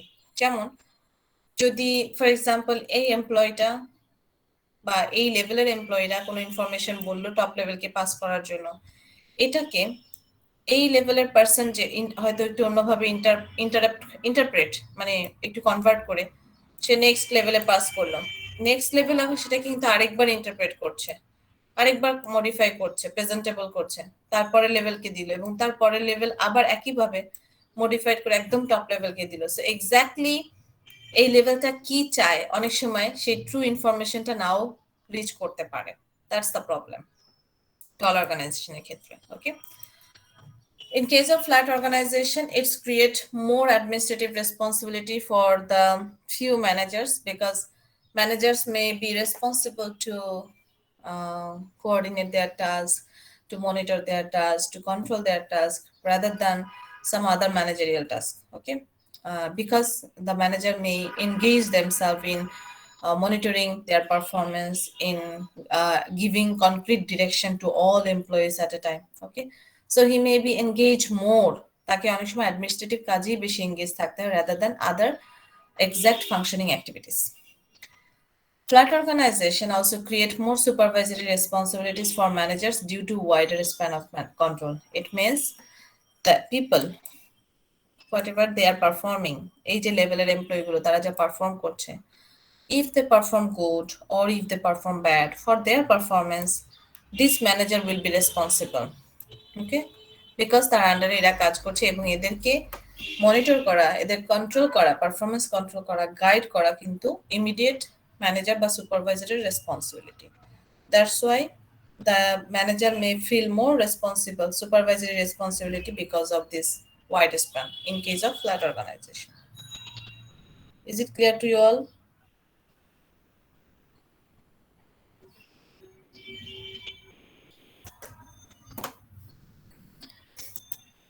সবাই কি বুঝতে পেরেছেন? Is there any query regarding? Okay, so if there is no question regarding tall versus flat organization, now we are moving to the next topic, distributing authority. Excuse me everyone, I don't know, আজকে আমার একটু মনে হচ্ছে ঠান্ডার জন্য হতে পারে, মনে হচ্ছে যে আমার ব্রিদিং একটু প্রবলেম হচ্ছে। সো হয়তো এর জন্য আমি একটু থেমে থেমে কথা বলতে পারি বা কিছু সময় অনেক সময় একটু থেমে থাকতে পারি। So excuse me for that. Okay, okay, so distributing authority. Distributing authority, first we need to understand that what is authority. Authority হচ্ছে যেমন আপনারা যখন কোনো ভুল করেন অ্যাসেসমেন্টে কিংবা ক্লাসে যখন কোনো একটা ডিসক্রিপেন্সি হয়, কোনো ডিসিপ্লিন যদি মেনটেন না হয়, সেক্ষেত্রে আমি যে আপনাদেরকে কারেকশন দিচ্ছি কিংবা মাঝে মাঝে হয়তো বকাই দিচ্ছি, এই যে আমি আপনাদেরকে কারেক্ট করে দিচ্ছি কিংবা বকা দিচ্ছি, এটা কিভাবে করছি? বিকজ এটার জন্য কিন্তু আমার একটা পাওয়ার আছে। দ্যাট মিনস আমি এই ধরনের অ্যাক্টিভিটি আপনাদেরকে কারেক্ট করা, আপনাদেরকে গাইড করা, এটা কিন্তু আমার রাইট বা আমার পাওয়ার, আমার পজিশন অনুযায়ী আমি সেটা করতে পারি। That's actually called authority. আবার সিআর যখন আমি সিলেক্ট করেছি, সিআরকে যেমন আমি বলেছি যে প্রত্যেক group member group list submit করবে, মানে প্রত্যেক গ্রুপ মেম্বারের একটা গ্রুপ থাকবে এবং সেই লিস্টটা সাবমিট করবে সিআর এর কাছে টাইমে। সো সেক্ষেত্রে সিআর কে আপনাদের ওভারঅল ক্লাসের সামনেই বলেছি যে হয়তো সে টাইম দিয়ে দিয়েছি 1 দিন বা 2 দিন বা 3 দিন, এই টাইমের মধ্যে সাবমিট করতে হবে এবং সিআর সেটা মেনটেন করবে। এটার পুরো দায়িত্ব আমি সিআর কে দিয়েছি, মানে ওকে আমি বলেই দিয়েছি যে আপনি আমাকে অমুক দিনের মধ্যে সাবমিট করবেন। সিআর তার ডেডলাইন অনুযায়ী সাবমিট করার জন্য সে হয়তো কোনো স্পেসিফিক গ্রুপকে বলতে পারে যে আপনারা কেন সাবমিট করেননি, এখনই সাবমিট করেন, 2 দিনের মধ্যে সাবমিট না করলে বা 1 দিনের মধ্যে সাবমিট না করলে আপনাদের লিস্ট আমি দিতে পারবো না, আপনাদেরটা ছাড়াই ম্যামকে সাবমিট করে দিব। এই যে একটা কথা বলা, এটাও কিন্তু তার অথরিটি, মানে তাকে সেই পাওয়ারটা আমি দিয়েছি, বিকজ আমি তাকে অলরেডি বলেছি যে আপনার এটা রেসপন্সিবিলিটি, আপনি কিভাবে বাকি সবার কাছ থেকে গ্রুপ লিস্টটা নেবেন বা গ্রুপের ইনফরমেশন নিয়ে আমার কাছে মেইল করবেন, আমাকে সেন্ড করবেন। এটা কিন্তু অথরিটি। ঠিক একইভাবে প্রতিটা অর্গানাইজেশনেই প্রত্যেকটা পজিশনের জন্য একটা স্পেসিফিক পাওয়ার দেয়া থাকে, যেটা অর্গানাইজেশন প্রোভাইডেড। আমারটা যেমন আমার অর্গানাইজেশন প্রোভাইডেড, আর সিআরএরটা হচ্ছে আমি প্রোভাইডেড, যেহেতু আমি ওকে বলেছি। এরকম অর্গানাইজেশনের ক্ষেত্রেও অর্গানাইজেশন প্রোভাইডেড হয়। ওকে, সো অর্গানাইজেশন হয়তো কাউকে ডিসিশন মেক করার পাওয়ার দিতে পারে, কিংবা কোনো ক্ষেত্রে অর্গানাইজেশন একজন পার্সনকে পাওয়ার দিচ্ছে যে up to a specific limit, যে মিনিমাম অ্যামাউন্ট, এই অ্যামাউন্টটা সে উইদাউট অ্যাপ্রুভাল অর্গানাইজেশনের বেনিফিটের জন্য স্পেন্ড করতে পারবে বা ইউটিলাইজ করতে পারবে। That is authority. ওকে, যেমন অনেক সময় আমরা জানি যে অ্যাকাউন্টস অফিসার, হয়তো অ্যাকাউন্টস অফিসারকে একটা অ্যাক্সেস দেওয়া হলো যে অ্যাকাউন্টস অফিসার মান্থলি চাইলে 5 লাখ টাকার মতো স্পেন্ড করতে পারবে অর্গানাইজেশনের প্রয়োজনে, অর্গানাইজেশনের নেসেসিটি অনুযায়ী সে এটা তার আয়ত্তের মধ্যে আছে, এবং সে যদি মনে করে যে কোনো একটা স্পেসিফিক রিকোয়ারমেন্ট বা ডিমান্ড, হয়তো অর্গানাইজেশনের এমপ্লয়িরাই ডিমান্ড ক্রিয়েট করেছে, কিংবা যে কোনো ডিপার্টমেন্ট হয়তো ফাংশনাল বেসিসে ডিমান্ড ক্রিয়েট করতে পারে, হোয়াট এভার দ্য রিজন, এই রিজনগুলো ডেফিনেটলি অর্গানাইজেশনের বেনিফিটের জন্য হতে হবে। তো সেই ধরনের কোনো রিজনকে অ্যানালিসিস করে 5 লাখ টাকা পর্যন্ত সে ডিসবার্স করতে পারবে বা ইউটিলাইজ করতে পারবে। সেক্ষেত্রে সবসময় তাকে টপ লেভেলের পারমিশন নেওয়ার প্রয়োজন নেই, পার মান্থে এই এক্সেসটুকু তাকে দেয়া আছে। বাট এর বেশি যদি হয় 6 লাখ কিংবা 5,50,000, সেক্ষেত্রে তাকে অবশ্যই টপ লেভেলের পারমিশন নিতে হবে। ওকে, সো এই যে একটা স্পেসিফিক লিমিট বলে দেয়া, it's given by the organization, that's actually authority. So in a nutshell, we can say that authority is the power that has been legitimized by the organization, and it is the right to make decision or giving order to task, or sometimes delegation of work. That means distribution of work, or we can say delegate a part of work or assign a part of work. That is delegation of work. Okay, so we will learn about the delegation term in detail, don't worry. So distributing authority is another element, fourth element of organizing, and there are 2 specific issues which a manager must address when distributing authority. Those are delegation and decentralization. Okay, so in case of delegation of authority, what does it mean?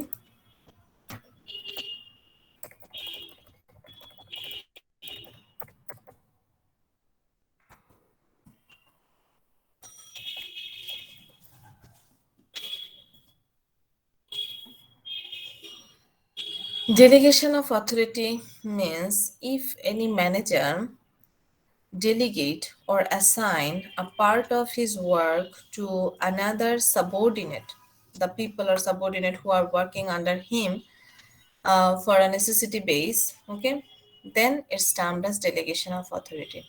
সেটা কিরকম? For example, এই manager কিছুদিনের জন্য লিভে যেতে পারে, কিংবা তার এমন কোনো টাস্ক এসছে, আর্জেন্ট টাস্ক এসছে, যার জন্য তার টাস্ক বার্ডেন অনেক বেশি হয়ে গেছে।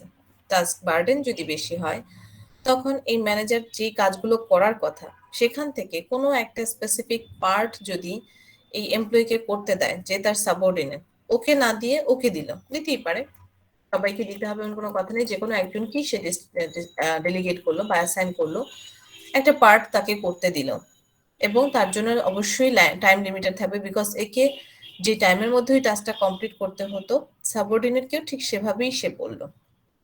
ওকে, এই যে প্রসিডিউরটা, যে তার একটা স্পেসিফিক টাস্ক বা একটা পার্ট, নট কমপ্লিট টাস্ক, পুরোটা নাও হতে পারে, তার কাজের কোনো একটা পার্ট সেটাও হতে পারে, অথবা একটা স্মল টাস্ক যেটা তার পারফর্ম করার কথা, তার টাইম লিমিটেশনের জন্য কিংবা টাস্ক বার্ডেন বেশি হওয়ার জন্য সেই টাস্কটা ইমিডিয়েট সাবঅর্ডিনেটকে করতে দিলাম। That is called delegation of authority. Okay, তবে delegation of authority can be utilized when the manager can rely or trust the subordinate. If manager realize that the task which he was supposed to do, this task can be performed by this person because of his expertise, knowledge, or because of his skill, only then manager can assign the task. If he can't found any person, if he can't find any suitable person who can perform the task, then manager won't assign any task or won't practice delegation. So for example, maybe the person has already find out that this person is more uh, expertise, okay, or trustworthy than this person. Okay, in that case he can delegate the task to this person. So manager আসলে যাকে বিশ্বাস করতে পারে বা যদি realise করে যে একজন পার্সনের এক্সপার্টিস নলেজ আছে, তাকেই কেবল সে ডেলিগেট করতে পারে একটা টাস্কের পার্ট অথবা একটা টাস্ক। সেমটা এই অর্গানাইজেশনের ক্ষেত্রেও হতে পারে, ফ্ল্যাট অর্গানাইজেশনের ক্ষেত্রেও এই ম্যানেজারের টাস্ক বার্ডেন অনেক বেশি, so the person can or manager can assign his part of work to one employee. Okay, then it will also be termed as delegation of work or delegation of authority.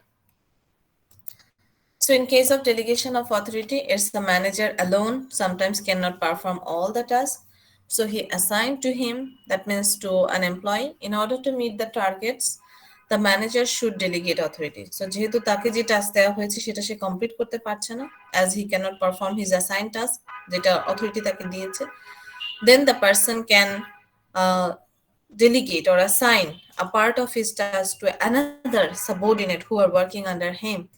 That is termed as delegation of authority. So delegation is the process by which a manager assign a portion or a part of his total task or total workload to other subordinate, only those subordinate who are working under him, not to other department. Okay, that is called as delegation. শুধুমাত্র তার আন্ডারে যারা আছে তাদেরকেই কিন্তু করতে পারে, not to other department. Delegation of authority is also termed as distribution of authority or division of authority, which actually mention that powers downward to the subordinate. That means কিছু পাওয়ার দেয়া হলো সাবঅর্ডিনেটকে, সেটাকে বলা হচ্ছে ডেলিগেশন অফ অথরিটি। এখানে একটা task complete করার পাশাপাশি তাকে পাওয়ারও দেয়া যেতে পারে। যেমন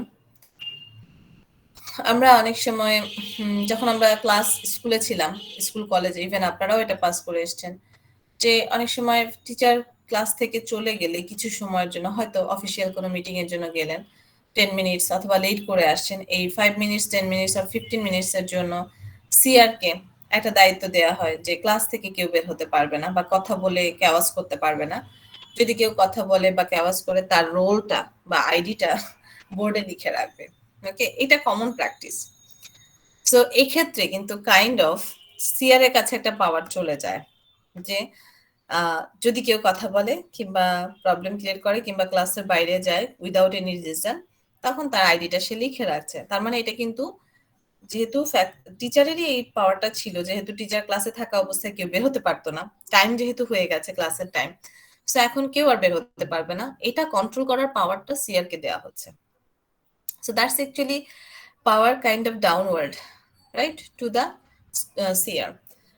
At the same way, within organization, when the manager or a person or a position holder assigning his task to the subordinate to the lower level, with the task, the person need to provide it with the power too. হতে পারে যে একজন পার্সনকে report কম্পাইলেশনের দায়িত্ব দেওয়া হলো। For example এটার কথা যদি বলি, যেহেতু সবার কাজ মনিটর করে ম্যানেজার, সো ম্যানেজার কি করলো, এই পার্সনটাকে ডেলিগেট করলো বা অ্যাসাইন করলো যে বাকি 3 জন ইনক্লুডিং হিম তার নিজের টাস্ক, সবার টাস্ক কম্পাইল করে উইদিন টাইমের মধ্যে রিপোর্ট সাবমিট করতে হবে তার কাছে, যেটা ম্যানেজারের করার কথা যে সবার টাস্কটাকে মনিটর করে একটা রিপোর্ট করা। এই টাস্কটাকে সে যে কোনো একজন সাবঅর্ডিনেটকে অ্যাসাইন করে দিল। তাহলে এই সাবঅর্ডিনেটের কিন্তু পাওয়ার আছে এখন। পাওয়ার হয়ে গেল যে বাকি যারা আছে তারা যেন টাইমলি তাদের টাস্কটা কমপ্লিট করে এই সাবঅর্ডিনেটের কাছে দেয়, যাতে সে রিপোর্টটা প্রিপেয়ার করতে পারে। That's actually delegation of authority, and along with the delegation the person is getting some power.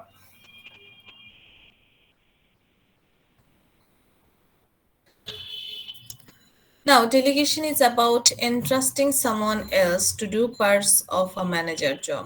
As I have already mentioned, manager or supervisor will delegate to a person, only to that person whom the manager can trust, or on whose performance the manager has enough confidence. Only then delegation of authority can be practiced.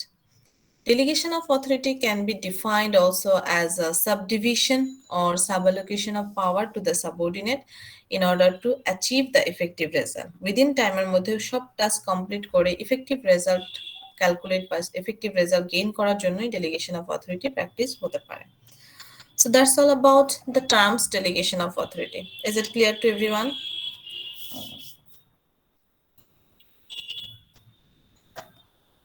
সবাই কি বুঝতে পেরেছি delegation of authority? Yes, ma'am. Yes, ma'am. Now tell me, when manager can delegate, what are the reasons of delegation? কখন কখন delegation হতে পারে? আমরা already definition জানি, ডেফিনেশন অনুযায়ী বলেন, পার্টিসিপেট করেন, দেখি কে কতটুকু পারেন। ডেফিনেশন ডিসকাস করতে গিয়ে কিন্তু আমি অলরেডি কিছু রিজন বলেছি। Okay, now tell me when or for what reasons manager can delegate his task to subordinate. Ma'am, reducing workload. Very good. Yes. Then আর কি হতে পারে?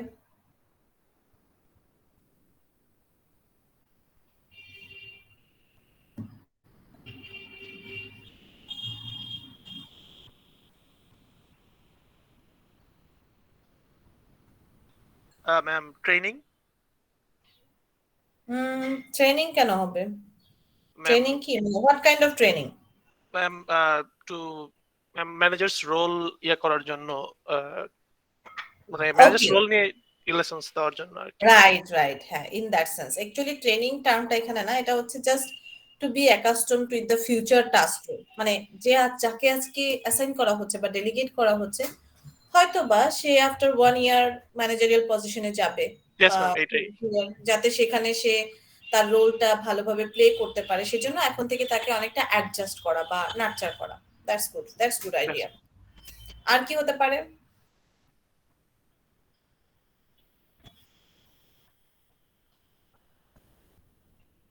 Ma'am, more clear direction পাওয়া।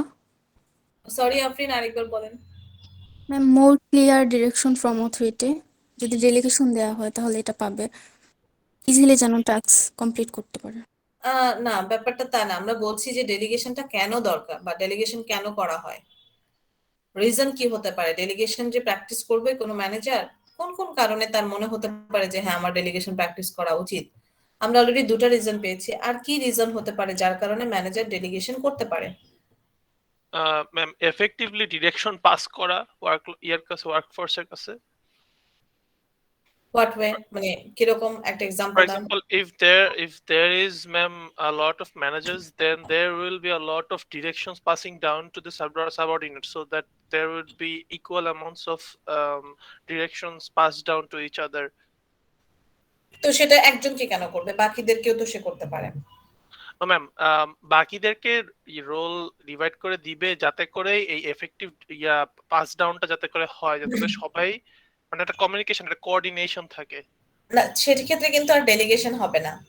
মানে ব্যাপারটা হচ্ছে এরকম, যেমন ধরেন এই পিকচারে তাকান, Yes. এই ম্যানেজার এই দুইজনকে ডিরেকশন দিয়ে দিল, ক্লিয়ার কাট ডিরেকশন, যে তোমরা এই অর্ডার বা ইনফরমেশন গুলো তোমাদের লোয়ার লেভেলকে পাস করবে। তাহলে দুজনকে তো একই কথা বললো, তখন কিন্তু আর ডেলিগেশন না, তখন তো ওদের জন্য এটা রিকোয়ার্ড ডিউটি। ডেলিগেশন হবে এরকম যেখানে ম্যানেজার তার নিজের যে কাজের টাস্ক, সেই কাজ থেকে যেটা আসলে ওদের করার কথা না, ওকে, সো Oh, এরকম oh yes. Oh, sorry. হ্যাঁ, এরকম কোনো কাজ যদি একজনকে অ্যাসাইন করে বা দুজনকে করতে পারে, দুটো ডিফারেন্ট টাস্ক, একই টাস্ক হবে না, দুজনকে সে করতে পারে বাট দুটো ডিফারেন্ট টাস্ক, কারণ হচ্ছে ম্যানেজারের ওয়ার্কলোড বেশি হয়েছে, সো সেটাকে সে কমাতে চাচ্ছে। ওকে, Yes. সেক্ষেত্রে ডেলিগেশন হতে পারে। আচ্ছা, এখন আমি আরেকটা বলছি, আপনারা দুটো অলরেডি রিজন বলেছেন, আরো একটা রিজন হতে পারে, যেমন এই দুজনের মধ্যে বা ইনক্লুডিং ম্যানেজার, তিনজনের মধ্যে হতে পারে ম্যানেজারকে রিসেন্টলি এমন একটা অ্যাসাইনমেন্ট দেওয়া হয়েছে বা টাস্ক দেওয়া হয়েছে যেটার জন্য এক ধরনের এক্সপার্টিস দরকার, এক্সপার্টিস নলেজ বা একটা স্পেসিফিক কোয়ালিফিকেশন দরকার, যেটা এই মোমেন্টে ম্যানেজারের অতটা টাইম নেই যেটা সে অ্যাপ্লাই করে করতে পারে। সেই এক্সপার্টিস টাস্কের জন্য হয়তো এই পার্সনের অনেক বেশি এক্সপার্টিস আছে, ম্যানেজারের থেকেও বেশি আছে। ম্যানেজার করতে গেলে হয়তো তার 10 দিন সময় লাগবে, কিন্তু এই পার্সন করলে হয়তো তার 5 দিনে হয়ে যাবে। এটা যদি ম্যানেজার বুঝতে পারে যে হ্যাঁ, এই টাস্কটা স্পেসিফিক টাস্ক পারফর্ম করার জন্য একজন সাবঅর্ডিনেট তার এই এক্সপার্টিস আছে, তখন সে ওই টাস্কটা ডেলিগেট করতে পারে। ইটস ট্রু, এটাও একটা রিজন হতে পারে। Okay, so in this way there could be different reasons for delegation. আমরা অলরেডি মেইন 3টা রিজন জেনেছি, there are also some other reason. So let's see how Griffin defined that what are the reasons for delegation. So here you can see that the primary reason for delegation is to enable the manager to get more work done.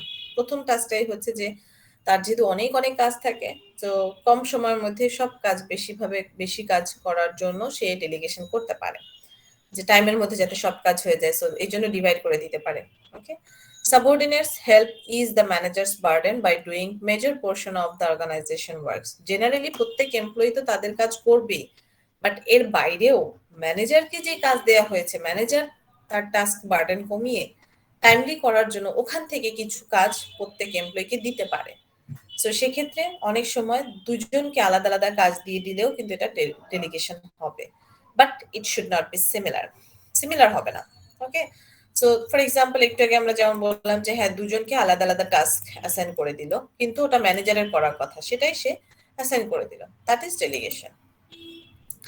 In some instances, a subordinate may have more expertise in addressing a particular problem than a manager does. In that case, delegation could be occurred, which I've already mentioned. Then delegation also can help subordinates to be adjusted with the position which may be held in future time.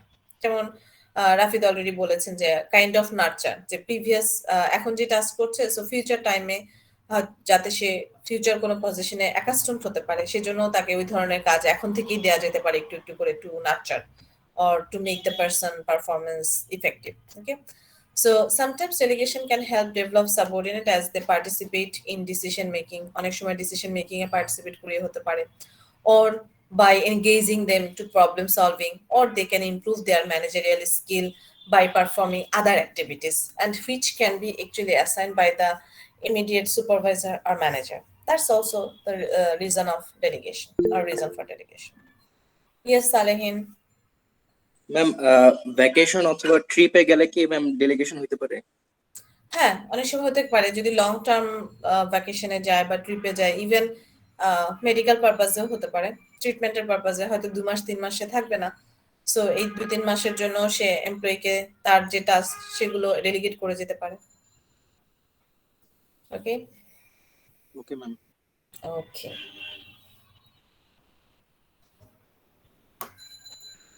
so these are the reasons for delegation, but there are some limitations, okay, or shortcomings we can say.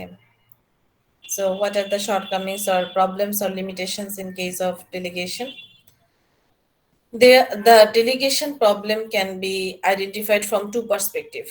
One is from manager's perspective, another from subordinate perspective. From the manager's perspective, that managers may feel reluctance to delegate, especially if the managers are kind of traditional. Okay, যারা একটু slow পেসে কাজ করে, এই ধরনের ম্যানেজাররা সাধারণত delegate করতে চায় না, মনে করে যে ঠিক আছে আমি করব, আস্তে আস্তে করব। ওকে, so they may not feel eagerness to delegate, they might reluctant to delegate, so that's actually the problem. So যদি ম্যানেজারের টেন্ডেন্সি থাকে ডেলিগেট না করা, তাহলে ডেলিগেশন প্র্যাকটিস হবেই না। ওকে, Then managers may be disorganized oriented. That means his task is not organized or structured. If the disorganization oriented task is occurred, in that case, planning work in advance is not possible, because organizing টাস্কের আগেই কিন্তু planning আমরা জানি, তাই না? So আপনি plan যদি disorganised হয়, ইভেন অর্গানাইজেশনটাও কোন কাজের পর কি করতে হবে এটাও কিন্তু শুরু থেকে প্ল্যান করতে হয়। সো ম্যানেজারের যদি ডিসঅর্গানাইজেশন টেন্ডেন্সি থাকে, ইন দ্যাট কেস তার যে প্ল্যানটা ছিল যে টাইমের মধ্যে কাজ করবে বা টাইমের আগে কাজ করে ফেলবে, that's not possible because he has no plan or he is completely disorganized person to complete the function. He is not planning beforehand. Okay, যেহেতু প্ল্যানিং করছে না আগে থেকে, সো আলটিমেটলি তার টাইমের আগে কাজ কমপ্লিট হওয়ার মতো সিচুয়েশন ক্রিয়েট নাও হতে পারে because of disorganisation. Managers also may feel threatened from the superior's advancement. That means sometimes managers may fear about to delegate. They may not prefer to delegate. Why? Because they may feel that if subordinates become more expertise or subordinates become successful in that performance, then authority may replace the subordinate to the managerial position. Okay, or his position, that means manager's position, could be questionable. Because of this fear or threaten, the manager may not prefer to delegate. That's the problem. Again, sometimes managers may not feel enough confidence on employees' performance, or lack of trust could be occurred. That sometimes managers may think that if I assign the task to the subordinate or delegate the task to the subordinate, maybe subordinate will not be enough capable to finish the task or complete the task within time, or even there could be some default performance or faulty performance. And because of this, the manager may not prefer to delegate the task to the subordinate. So these are the problem in delegation from the perspective of manager. Whereas from the subordinate, there is also a problem or a set of problem in delegation, that subordinates also feel reluctant to accept the delegation because of failure. That means they may think that if they become failure in the delegated performance, their job could be questionable, or the job could be anytime they may be fired or dismissed from the organization. So because of this fear, they may not accept the delegation from the manager. Even subordinates may feel that if I perform the task which delegated by the manager, maybe there will be no reward for accepting additional task. If I perform this task as addition, because it's not his part, right? So whenever the delegated task subordinate is performing, it's not his part. Actually, it's from supervisor's part. So if he perform this task and if there is no reward for performing that task, in that case, subordinate will definitely will not accept that delegation. Sometimes subordinates also prefer to avoid the risk or responsibility. They do not want to take any risk as a part of delegation. But yes, delegation can be practiced effectively. Okay, how? We will learn later. So these are the specific problems from the perspective of managers and employees or subordinates in terms of practicing delegation. There are some steps which a manager can follow to perform delegation effectively. এই প্রবলেমগুলোকে overcome করার জন্য ডেলিগেশনকে effectively perform করা যেতে পারে by following this process. Okay, here you can see 3 steps. Step 1, assigning responsibility. The manager assigns responsibility or gives the subordinate a specific task to do. Granting authority. Along with the assignment or task, or along with the responsibility, individual or the employee must be also provided with the authority to do the job. Okay, authority to do the job. It means employees must be provided with the flexibility or freedom to make decision, to utilize the resources to complete the assigned task.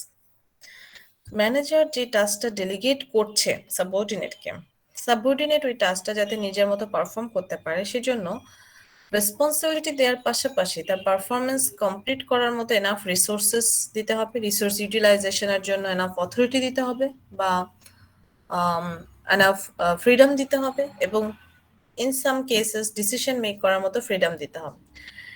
It means granting authority.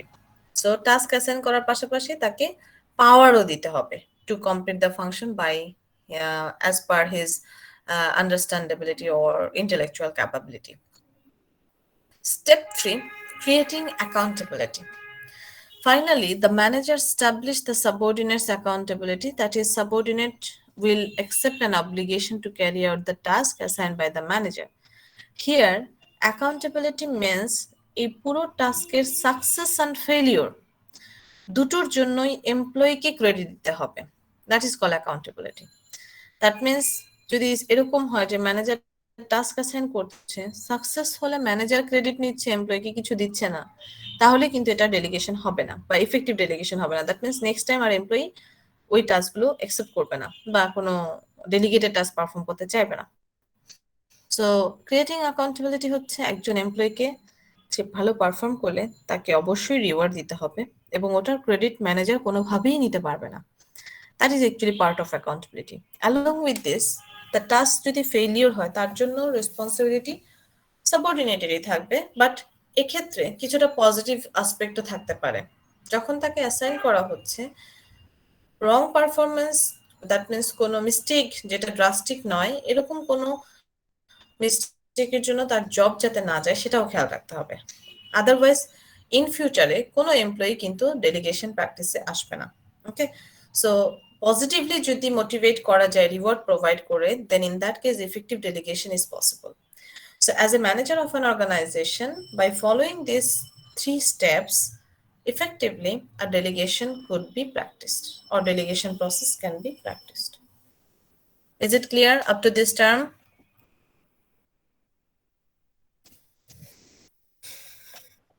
Okay. Now, next term, decentralization and centralization. Listen carefully. Sometimes you may become confused about the term decentralization and delegation. দুটোকে অনেক সময় একরকম করে ফেলেন। These are not similar, they are different. Delegation হচ্ছে immediate supervisor তার subordinate-কে একটা portion of task assign করছে। Okay, that is delegation.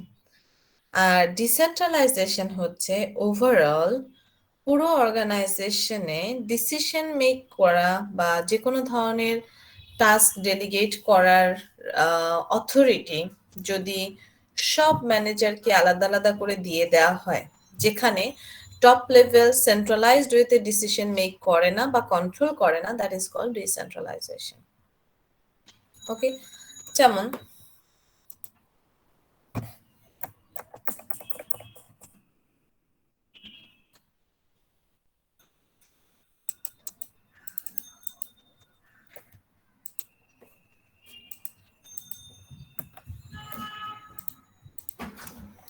decentralization could be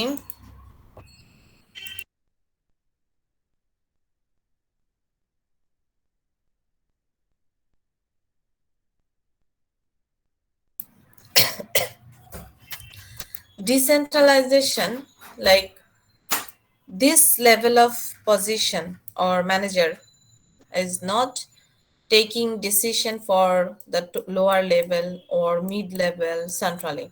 Okay, rather the top level distributed the decision making to each level differently. Like এই দুজন person department head, তাদেরকে বলা হলো তাদের ডিসিশন তারা নিবে। আবার এই পার্সনের decision specific task oriented decision নেওয়ার জন্য একে বললো যে হ্যাঁ এই দুজন নিয়ে ও ডিসিশন নিতে পারবে। আবার তার আন্ডারে যারা আছে তাদেরকে নিয়ে সে ডিসিশন নিতে পারবে। এরকম প্রত্যেকের লেভেল অনুযায়ী তাদেরকে যে ফ্রিডমটা দেওয়া হচ্ছে, ছোটখাটো বিষয় প্রত্যেককে আলাদা আলাদা ডিস্ট্রিবিউট করে দেওয়া হলো যে কে কোন কাজে decision make করতে পারবে, that is actually decentralization. Okay, so here you can see decentralization is the process of systematically delegating power and authority throughout the organization to middle and lower level managers.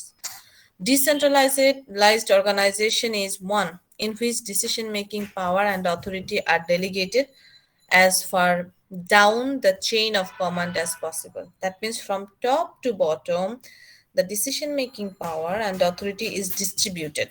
It's not taken, or it's not actually keeping by the top level. Okay, as a centralized way, it's not keeping by the top level. That is called decentralization. Whereas centralization is the process of systematically retaining power. That means the top level is keeping the power or retaining the power and authority to make any kind of decision, even a small one. Okay, even the small decisions are also taken by the top level. Okay, in the higher level or in the hands of higher level manager, this decision making power is kept. That is actually centralization. So in case of centralization, it could be, for example, for recruiting people, training, everything related to all of these issues, the decision is made by the top level, then it is called centralization. So in this way, decentralization and centralization can be classified. Remember, centralization and delegation of authority are not same. Okay, decentralization means at the starting time or when the task is distributing, যখন টাস্কটা distribute করা হচ্ছে বা grouping যখন হচ্ছে, grouping activities, তখনই এই ডিসিশনগুলো নিয়ে নেওয়া হয় যে কোন কোন লেভেলে কোন কোন ইস্যুগুলো নিয়ে ডিসিশন মেক করা হবে বা মনিটরিং হবে, টাস্ক পারফর্ম হবে। That is decentralisation.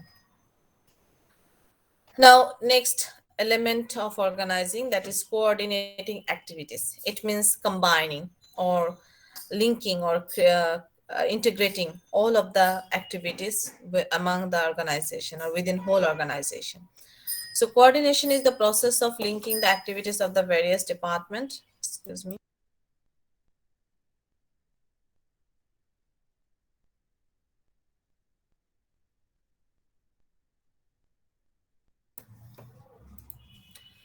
Coordinating activities is the process of linking the activities of different departments. For example, there are 4 departments or 5 departments like marketing, production, accounting, and management.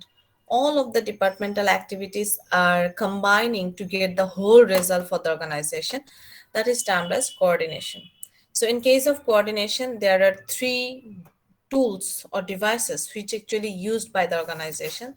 First, hierarchy. Managerial hierarchy, that means this one, এটাই কিন্তু একটা hierarchy. Okay, the top to bottom কে কোন position আছে দেখে বুঝতে পারছি, this one is also another kind of hierarchy. So by observing the managerial hierarchy, we can identify the situation, who will report to whom, and how all of the task is actually combining. Okay, so look at the diagram. Like these 2 persons activities are combining or collecting by the person. Again, this 2-person task is combining and collecting by the person. Again, these 2 persons tasks are combining by this person. Again, these 2 persons or 2 position holders task is combining by this position holder. So ultimately কি হচ্ছে, একদম narrow level, lower level থেকে কিন্তু আস্তে আস্তে combined হচ্ছে properly. ওকে, exactly হচ্ছে এই যে প্রসিডিউরটা, that is actually coordinating activities. এবং এটা কিভাবে পসিবল, হায়ারার্কি দেখে আমরা বুঝতে পারছি যে কে কাকে রিপোর্ট করবে and how they will combine the task. Another device is rules and procedures. That means how individual level employee will complete their function. Standard operating procedure, that what they can do, what they cannot do, how they will perform the functions, etc. Then liaison role, it means communicating and explaining or giving proper instructions that how they can perform. So instruction or suggestion or guideline given by the immediate top level. That is actually liaison role. Then task force, it means employee. That means all managers, they are also one kind of employee and they need to perform their task. Okay, so managerও কিন্তু as employee কাজ করে, lower level employee they are employee, that's true, but apart from lower level employee, every managers they are also performing as employee. So all person, they need to complete their required function or assigned function timely. That will be more beneficial for the organization to complete task within time or to coordinate the task within time. So that's actually coordinating activities. So these are the techniques or these are the tools which immediate manager or the top level can utilize to combine all of the departmental functions within time. Is it clear? এটুকু সব বুঝতে পেরেছি? coordinating activities? Yes, ma'am. Okay. Here you can see the techniques definition or description, which I've already mentioned. Okay, so hierarchy means the different position. Rules and procedure means routine activities or rules, regulation, guideline, priority basis, structure oriented tasks. Liaison role means creating contact or giving information to the lower level, immediate lower level about the task, giving guideline. These are liaison roles. Task force means when the people they are actually performing exactly by following the instruction, that is task force. Okay, so after these three techniques, some department they perform integrated way, that is integrating department. As we know that our organization is actually work as an open system, right? আমরা আগেই বলেছি যে পুরো অর্গানাইজেশনই একটা open system, because প্রত্যেকটা department একটা আরেকটাকে influence করতে পারে। So every departmental function is open system oriented. যখন এই ওপেন সিস্টেম থাকে তার মানে ইন্টিগ্রেশনও কিন্তু থাকে, বিকজ যেমন মার্কেটিং ডিপার্টমেন্ট থেকে ইনফরমেশন প্রোডাকশন ডিপার্টমেন্টে যদি না যায় প্রোডাক্ট রিগার্ডিং এ, তাহলে প্রোডাক্ট ডেভেলপমেন্ট পসিবল না। কিংবা প্রোডাক্টে যদি কোনো নেগেটিভ ফিডব্যাক থাকে কাস্টমারের কাছ থেকে, সেগুলোকে কারেক্ট করা পসিবল না। So integrating departments is actually here organization units they try to maintain their integration and coordination on a regular basis by sharing information, collecting information. Though there are some authority and budgetary controls, that means time limit থাকবে এবং fund limitও থাকতে পারে to complete the function. That is actually related to integrating departments. Sometimes this integration or coordination could be performed by using electronic device. That means intranet. Intranet মানে হচ্ছে within organization একটা systematic internet, যেটা শুধুমাত্র একটা অর্গানাইজেশনের জন্য specific, সেগুলো use করে অথবা যে কোনো ইলেকট্রনিক ইনফরমেশন টেকনোলজি ইউজ করেও কিন্তু integration or coordination possible. That is called electronic coordination. Okay, so these are different structural coordination technique which organization can follow to perform the function or combining all of the functions. Last topic from this chapter that's actually differentiating between position. It's also part of the last element of organizing. And differentiating position means line position, staff position. দুই ধরনের position হতে পারে। Listen carefully, just একটা example দিলে আপনারা বুঝতে পারবেন। যেমন এটাকে যদি আমরা সেলস ডিপার্টমেন্ট বলি, ওকে, এটাকে আমরা বলছি production department or marketing department, আর অথবা এটাকে আমরা বলতে পারি ডিস্ট্রিবিউশন ডিপার্টমেন্ট, ব্র্যান্ড বলি, ব্র্যান্ডিং বলে মোর ক্লিয়ার। আর এই ব্র্যান্ড আর সেলস এই দুটো হচ্ছে ডিভিশন অফ মার্কেটিং। ওকে, সেটা আমরা বলতে পারি। এখন সেলস ডিপার্টমেন্টে যারা আছে তারা এই পুরো টাস্কটা কমপ্লিট করবে। ওকে, এই পার্সনটা কিন্তু রেসপন্সিবল হচ্ছে এই সবার টাস্কের জন্য। তারা যখন কাজ পারফর্ম করছে, দ্যাট মিনস এই এমপ্লয়ি গুলো, এই পার্সন, এটা এরা সবাই তাদের টাস্কগুলোকে প্রপারলি করছে কিনা, সেটা যখন সেলস পার্সন মনিটর করছে, সেলস রিলেটেড ইস্যু মানে সেলস ইনক্রিজ করা যায় কিভাবে, সেলস এমপ্লয়ীদেরকে ট্রেনিং দেওয়া যায় কিভাবে, এই সবগুলো যখন সে করছে তার নিজের ডিপার্টমেন্টে, that is called line position. এবং এই কাজগুলো করার পাশাপাশি যদি কোনো ইনফরমেশন, যেমন কাস্টমারের কাছ থেকে যদি কোনো ইনফরমেশন পায় এবং সেটা যদি ব্র্যান্ডিং ডিপার্টমেন্টে সেন্ড করে, যাতে তারা প্রমোশনাল অ্যাক্টিভিটিস মানে অ্যাডভার্টাইজমেন্ট এই জিনিসগুলোকে যাতে ইমপ্রুভ করতে পারে, এরকম কোনো রিপোর্ট যদি সেন্ড করে বা ইনফরমেশন দেয়, তখন এই ম্যানেজার স্টাফ পজিশন হিসেবে কাজ করে। ওকে, তার মানে লাইন পজিশন হচ্ছে যখন স্পেসিফিক ডিপার্টমেন্টে একজন ডিপার্টমেন্টাল হেড পুরো টাস্কটাকে কমপ্লিট করছে শুধুমাত্র তার ডিপার্টমেন্টের জন্য, that is called line positioning or line manager. Manager হলে লাইন ম্যানেজার। আর সেম কাজেরই আউটপুট বা কোনো ইনফরমেশন দিয়ে যদি সে অন্য কোনো ডিপার্টমেন্টকে অ্যাসিস্ট করে বা গাইড করে, জাস্ট সাজেশন দেয়, কারণ এখানে অর্ডার দেওয়ার কিছু নেই, তারা সেম পজিশন হোল্ডার, লেভেল অনুযায়ী একই পজিশনে আছে, সো জাস্ট অ্যাসিস্ট করে, তখন এটাকে বলা হচ্ছে স্টাফ পজিশনিং। যেমন যদি এরকম হয় আবার ফর এক্সাম্পল মার্কেটিং ডিপার্টমেন্ট আর এটাকে বললাম এইচআর ডিপার্টমেন্ট। ওকে, মার্কেটিং ডিপার্টমেন্ট তার ডিপার্টমেন্টের যত কাজ আছে সবগুলো করছে, সো মার্কেটিং ম্যানেজার যা যা করা তা করছে, তখন সে লাইন ম্যানেজার বা লাইন পজিশন। বাট মার্কেটিং ডিপার্টমেন্টের কোনো ইনফরমেশন যদি এইচআর কে পাঠানো হয় বা এইচআর ডিপার্টমেন্টে পাঠানো হয় তার হেল্পের জন্য বা তার নিউ পলিসি ডেভেলপমেন্টের জন্য, তখন সেটা হয়ে যাবে স্টাফ পজিশনিং। ঠিক একইভাবে এইচআর ম্যানেজার তার নিজের ডিপার্টমেন্টে সব কাজ করছে, রিক্রুটমেন্ট, সিলেকশন সবকিছু তার নিজের এমপ্লয়ি বা ডিপার্টমেন্টের জন্য যদি করে, সেটাকে বলা হবে লাইন ম্যানেজার বা লাইন পজিশনিং। বাট ঠিক একই কাজ, that means recruitment, selection, job advertisement, এই কাজগুলো যদি এইচআর ম্যানেজার মার্কেটিং ডিপার্টমেন্টের জন্য করে, তখন সেটা হয়ে যাবে staff positioning or staff manager. Okay, so that's actually called the specific line position. Okay, that means differentiate between position, line position and staff position.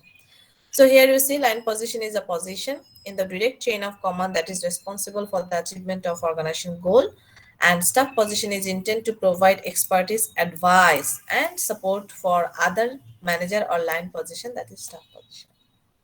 Is it clear to you everyone? Yes, ma'am. Okay, thank you. So that's all from this chapter. Thank you for your patience. এই পর্যন্ত যদি কারো কোনো query থাকে, you can ask question.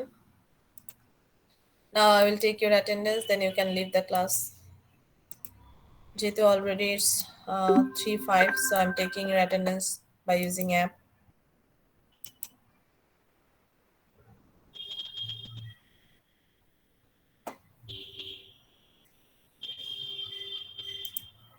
Okay, I have taken it. Now you can leave the class if you don't have any other query. Take a good preparation for your presentation.